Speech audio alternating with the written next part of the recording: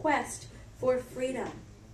And it is hard work and sacrifice and good ethics that create that freedom. And it is a free market environment that our founding fathers knew very well. Works is the best economic system to, as I read in those papal encyclicals, is the best to honor and support the human dignity of each person, to show them that value, to show them that respect, in that the harder you work, the more you endure, the more virtue and character you build in yourself, the better life you can have for yourself and your family. And you can pass that on. When we take away that reward, we're really devaluing that individual. Now, you heard the quote here tonight. You've heard it many times before. I, like John, have my notes here, but not on them. You've heard the quote before. The only thing necessary for evil to prevail is for good men and women to do nothing. You've heard that quote from Edmund Burke. Now, coming off of a very taxing, no pun intended, 2010 midterm election, you guys are probably feeling what I'm feeling. Well, what about when those good men and women are tired? Especially in the middle of what's going on. What if you're a little worn out or spent? Then what happens? So let me share with you a personal inspiration for me when I was confronted with that situation. What if you're just a little spent? Can we just pretend this isn't happening? No, we cannot. We cannot pretend this isn't happening. This was last March, right after my announcement, when the first of what was many slanderous, very inaccurate hit pieces came out. I needed a little break. I went to go have lunch with my friend Maria, because sometimes, in these times that try men's souls, good 10 minutes with a good friend is exactly what you need to refresh yourself and keep going. So I took a break from the campaign trail, met her up in Philadelphia, because it's only about 20 minutes from Wilmington, and had lunch with a dear friend of mine. And she said to me, look, as your friend, I have to ask you, why are you doing this? And I laughed, and she said, no, that wasn't rhetorical. As your friend, I need to know why you're doing this. Christine, the world is your oyster. You're single, you don't have any debt, you don't have any responsibilities. You could move to Hawaii, get a job waiting tables, and surf all day. Pretend the country's not falling apart. Why are you doing this? You know, and I thought for a moment, and I thought of the many veterans who have given their lives because I understood the cause of freedom. I thought of our founding fathers who were forced with intimidation tactics, where they're to watch their barns burn with their families in it, who were forced trying to get them to give up the cause of freedom by losing their job and threats, and how they understood the greater cause. They had a picture in their mind of what they were fighting for, and nothing could stop them. And I said, if I didn't do this because they're going to try to slander my reputation, I don't deserve the freedom I'm fighting for. Kind of like what Robert said. Think I would value my life over freedom?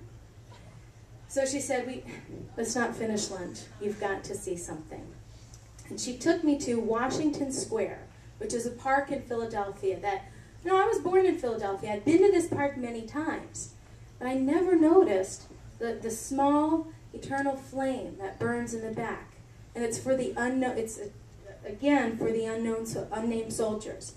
And above that flame is an inscription that says, freedom is the light for which many men have died in darkness.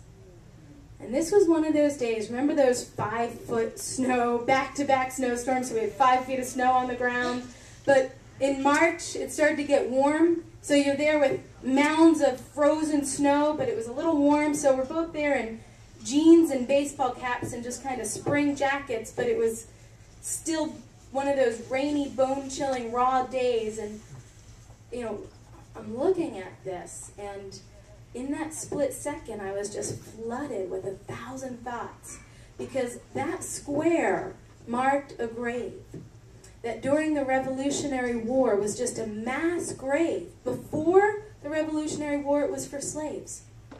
Just We don't know who they are. They have no worth. We're just going to bury them all in this mass grave because they're not worthy of the time and expense to have a proper burial. And during the Revolutionary War, that's the same thing that happened with many of the soldiers. Just threw them right in on that mass grave. And for nearly 200 years, that mass grave went unmarked until the bicentennial of our nation that someone said, we need to give this site the proper honor and respect that it is due, and then they put at plaques what it is. And I sat there thinking about those soldiers who were buried there and who fought, who willingly volunteered for the cause because they understood that freedom is the light for which many men and women have died in darkness. And Maria turned to me and she said, if you choose to continue, you are going to have to die to yourself, to your reputation, for your need to be right. Any of you who are Catholic, if you know the litany of humility, all those things, the desire to be appreciated, you are going to have to die to yourself like never before. And it's not unlike these men and women had to die. And we sat there and just soaked it in for what seemed like hours, but I wasn't that late for the next event, so it wasn't hours. But I thought of Nathaniel Greene. And many of you may know who Nathaniel Greene is because he was the general who won the South for Washington. But he was a Quaker. Before he joined the army, he was a Quaker.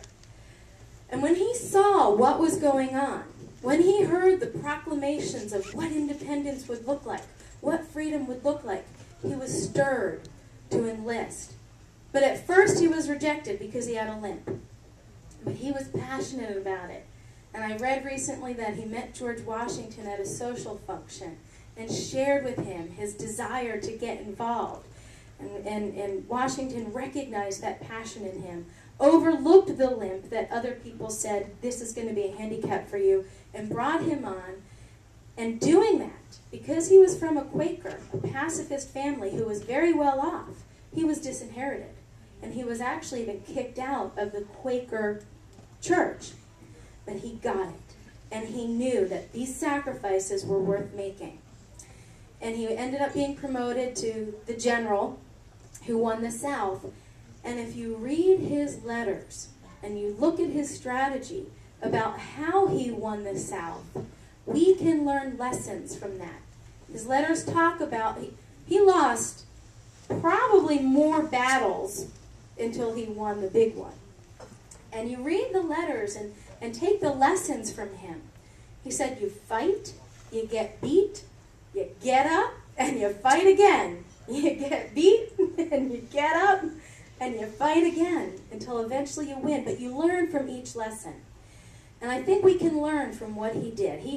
He looked at Cornwallis coming in, you know, and the British troops, they had their fancy uniforms. They were well fed. They marched onto the battlefield with a fife and drum. It was a big show.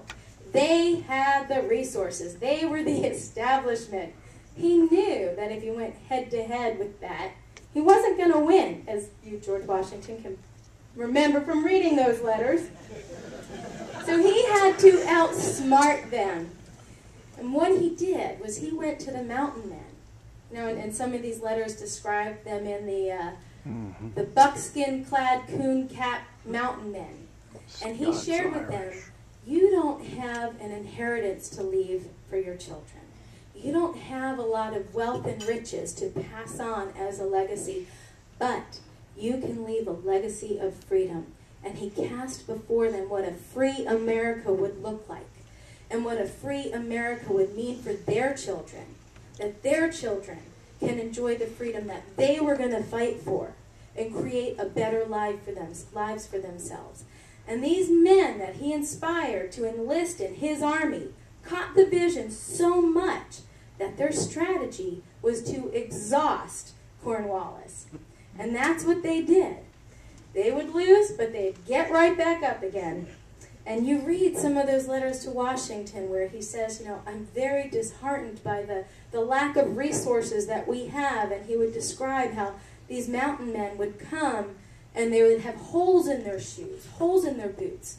And the army had no boots to give to them, so they were fighting with barefoot, running onto the battlefield barefoot. You know, and if you read some